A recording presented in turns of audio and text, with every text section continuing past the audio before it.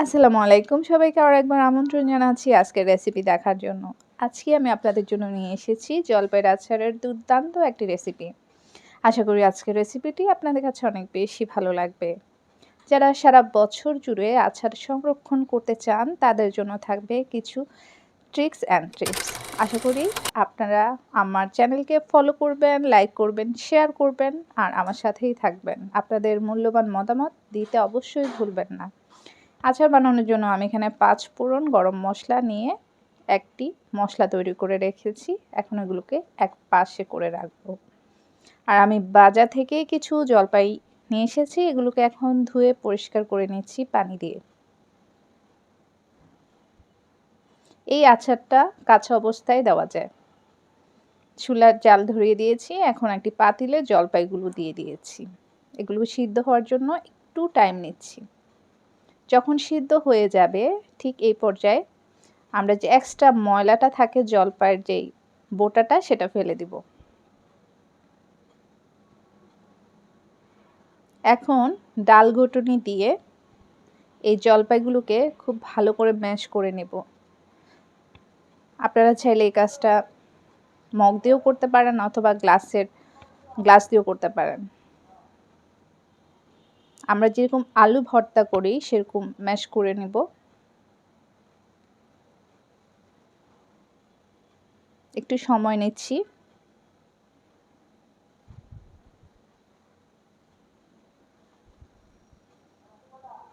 Mash করা হয়ে গেলে এর মধ্যে দিয়ে দিব চিনি। আমি এখানে ১ কাপ পরিমাণ চিনি দিয়েছি। হলুদ দিচ্ছি খুবই সামান্য আর মরিচ দিয়েছি একটু বেশি। দিয়ে দিচ্ছি লবণ পরিমাণ মতো। এই সবগুলো উপকরণ দিয়ে খুব ভালো করে মাখিয়ে নিব।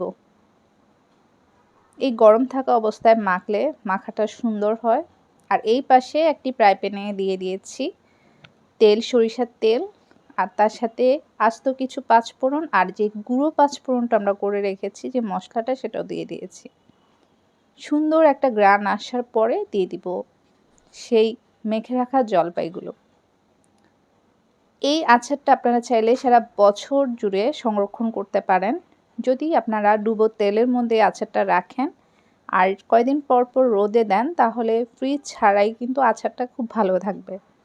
আর যারা রোদে দেওয়া ঝামেলা মনে করেন তারা কিন্তু ফ্রিজে রেখে পুরো বছর জুড়ে এই আচারটা সংরক্ষণ করতে পারেন।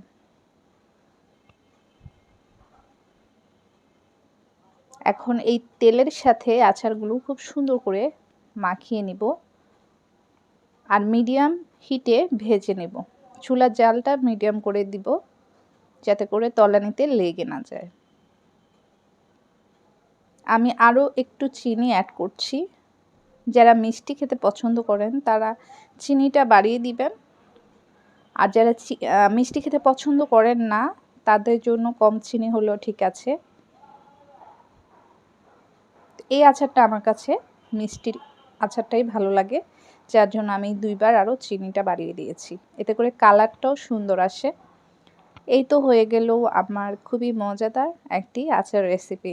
আশা করি আপনারা আমার সাথেই থাকবেন, আমাকে উৎসাহ দিবেন, সাপোর্ট করবেন আর বাসায় অবশ্যই একবার হলেও নিজেরা বানিয়ে খাবেন।